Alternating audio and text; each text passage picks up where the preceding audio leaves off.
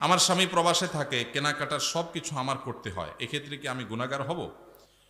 কোনো বোন তার স্বামী যদি প্রবাসে থাকেন, দেশে তার বাজারঘাট করে দেওয়ার মতো কোনো মানুষ যদি না থাকে, তিনি যদি বাজারঘাট করার জন্য, কেনাকাটা করার জন্য যাওয়া লাগে, শরঈ পর্দা মেনটেন করে তিনি যেতে পারবেন, কিনতে পারবেন। তবে যদি অন্য কোনো পুরুষ লোক থাকেন আশেপাশের, যাদের দিয়ে কেনাকাটা কাজটা সারা যায়, তাহলে সেটাই করা উচিত, ওইটাই অধিকতর উত্তম। এবং আজকাল অনলাইনে অনেক জিনিসপত্র কেনাকাটা করা যায়, বিশেষ করে শহরে চাইলেই অনলাইনে কল করলে বাসায় বাসায় মাল চলে আসে। সেই পদ্ধতি অবলম্বন যাদের করার সুযোগ আছে তারা সেটা করা উচিত। একান্ত কোনো উপায় না থাকলে তিনি অবশ্যই যেতে পারবেন, কিন্তু পর্দা মেনটেন করে।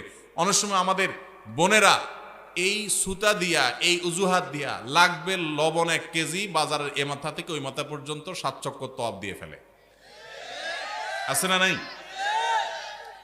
এই জন্য ইন্নামাল আমালু বিন্নিয়াত।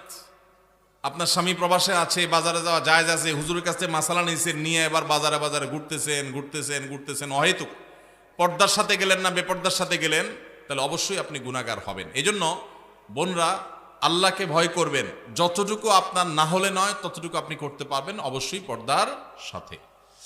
আমি পর্দা করে চলতে চাই, কিন্তু যেই পরিবার যৌথ পরিবার হওয়ার কারণে পর্দা করে চলতে পারি না, এক্ষেত্রে আমার করণীয় কি? যৌথ পরিবারে পর্দা করাটা একটু কঠিন, একটু কষ্টের, ডিফিকাল্ট। এক্ষেত্রে দরকার হয় সবার সহযোগিতা। আমরা ছোটবেলায় আমরা দেখেছি যৌথ পরিবারে থেকেও মানুষ পর্দা করার চেষ্টা করত। একই বাড়িতে কয়েকজন মানুষ বসবাস করত, কয়েক ভাই আসতেন, সবার স্ত্রী বাসায় আছেন, একই ঘরে এক একটা কক্ষে এক একজন থাকেন। তো বাহির থেকে আসলে অনেক সময় গলা পরিষ্কার করে ঢুকতো, গলা পরিষ্কার করে প্রবেশ করত, যাতে করে মেয়েরা তারা নিরাপদে সাইড হয়ে যায়, পর্দার খেলাপ না হয়। এখন হায়া লজ্জা এমন উঠছে, হনহনায় ঢুকে যায়, ন্যূনতম পর্দার বিধানটা জানেই না। এটা মুসলমানদের জন্য লজ্জা। যৌথ ফ্যামিলিতে থেকে পর্দা করা সম্ভব যদি সবার সহযোগিতা থাকে। ঠিক আছে, পুরুষরা যখন আসবে মহিলারা সাইড হয়ে যাবে, পুরুষরা যখন বের হবে মহিলারা তখন সাইড দিবেন, মহিলারা যখন থাকবেন পুরুষরা ঢোকার আগে তাদের পারমিশন নেবেন, প্রাইভেসি মেনটেন করবেন। দেখুন, ইসলামের পর্দার বিধানটা হলো মানুষের প্রাইভেসি রক্ষা করার জন্য, মানুষের প্রাইভেসি মেনটেন করা, রক্ষা করা। এটা ইসলামের অনেক বড় একটা সৌন্দর্য যে ইসলাম মানুষের প্রাইভেসি রক্ষা করেছে। একজন নারী, আপনি তার সৌন্দর্য তার অনুমতি ছাড়া বা তার সৌন্দর্য আল্লাহর অনুমতি ছাড়া আপনি দেখে অবলোকন করবেন, আপনার জন্য হারাম করা হয়েছে, তার প্রাইভেসি আপনি নষ্ট করছেন। আবার একইভাবে আপনি তাকে নিয়ে মনোজগতে যে বাজে জল্পনা কল্পনার মধ্যে হারিয়ে যাওয়ার আশঙ্কা আপনার মধ্যে আছে এই পর্দাহীনতার কারণে। এই কারণে আল্লাহ তাআলা আমাদের জন্য এটা নিষেধ করেছেন। এই জন্য যৌথ ফ্যামিলিতে থেকে পর্দা করা যায় যদি সবার সহায়তা থাকে, যদি না থাকে তাহলে আলাদা থাকবেন, ছোট্ট কুলঘর নিয়ে ফ্যামিলির সাথে পড়া করে তাদেরকে বুঝায়া যে পর্দার জন্য আপনি আলাদা হচ্ছেন। অনেক সময় দেখা যায় অনেক মহিলা আছে আলাদা হওয়ার জন্য একটা সুতা খোঁজে, সুতা, এই সুতা খুঁজে এক একটা মাসালা বাইর করে হুদাই, কোনো কারণ ছাড়াই। তো এটা করা যাবে না। আর যদি সত্যিই পর্দার অসুবিধা হয় তাহলে স্বামীর কর্তব্য স্ত্রীর জন্য অবশ্যই পর্দার ব্যবস্থা করা, প্রয়োজনে সেটা বাছা আলাদা করে হলেও। মহিলাদের পর্দা করার ক্ষেত্রে মুখ ঢাকা কতটুকু জরুরি? বিশুদ্ধ মত অনুযায়ী, নিরাপদ মত অনুযায়ী মুখমণ্ডলও পর্দার অন্তর্ভুক্ত। ঢাকবেন, মুখমণ্ডল প্রদর্শন করবেন না, প্রয়োজনে মাথা কাপড় টেনে দিবেন। আল্লাহ বলেছেন ইউদিনিনা আলাইহিন্না মিন জালাবিবিহিন্না, মাথার উপর যে কাপড় থাকে মেয়েদের পর্দার জন্য এটাকে জিলবাব বলা হয়। আল্লাহ বলেছেন এই জালাবিব তোমরা, তারা মেয়েরা টেনে দিবে। এই যে টেনে দিতে বলছেন এটা কেন? এটাই তো মুখাবয়বকে ঢাকার জন্য। আম্মা জানা আয়েশা রাদিয়াল্লাহু আনহা বলেছেন হজের সময় আমি যখন নবীজি সাল্লাল্লাহু আলাইহি ওয়াসাল্লামের সাথে হজ করেছি, সেই বছর আমি এহরামরত অবস্থায় মেয়েদের জন্য মুখ উন্মুক্ত রাখতাম। যখনই কোনো পুরুষ চোখের এরিয়াতে চলে আসতো তখন আমি কাপড় টেনে দিতাম। এখান থেকে বোঝা যায় তারাও মেয়েদের চেহারার পর্দা করতেন। এটাই হলো অধিকতর বিশুদ্ধ এবং অধিকতর আপনার নিরাপদ মত। এজন্য বোনরা পর্দা যখন করবেন মুখমণ্ডলও ঢাকার চেষ্টা করবেন, সেটা হবে এ ক্লাসের পর্দা। যারা সেটা করতে পারছেন না, অন্তত শুরুটা করেছেন, অবশ্যই তাদেরকে আমরা অ্যাপ্রিসিয়েট করব।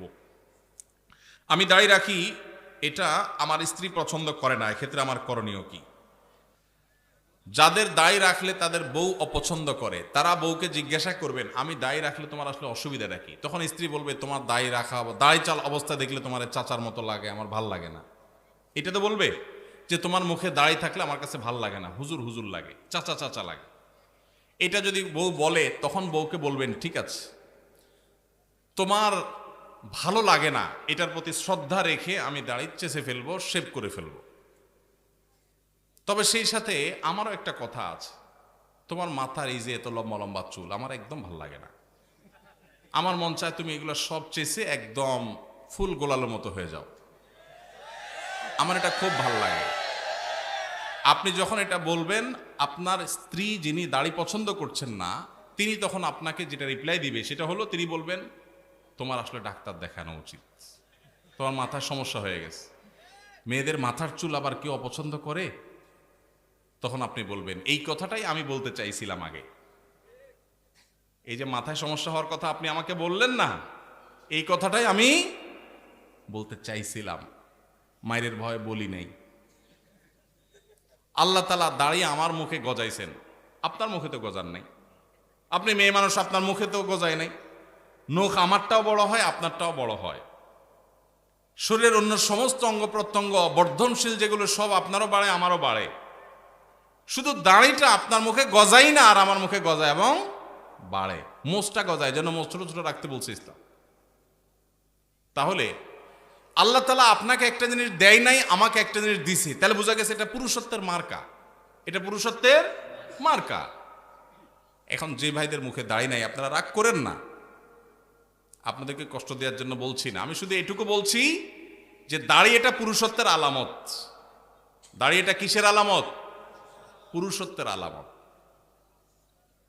কারণ আল্লাহ তাআলা নারীকে দাড়ি দিছেন, পুরা বডির মধ্যে দেখবেন এই একটা জিনিসই মহিলাদের নাই, আপনার আছে, দাড়ি আর মোচ। দাড়ি আর গোপ ছাড়া সবকিছুই তাদেরও আছে, আমাদেরও আছে। কিন্তু এই জিনিসটা আল্লাহ তাআলা আমাদেরকে দিয়েছে, তাহলে এটা আমাদের একটা মার্কা। এখন এই মার্কা যদি কেউ পরিবর্তন করে ফেলতে বলে, এটা তো মানা যায় না। এটা কি মানা যায়? কোনো মহিলার কাছে যদি পুরুষের দাড়ি ভালো না লাগে, তাহলে এইটা কি আসলে মহিলা নাকি হিজড়া?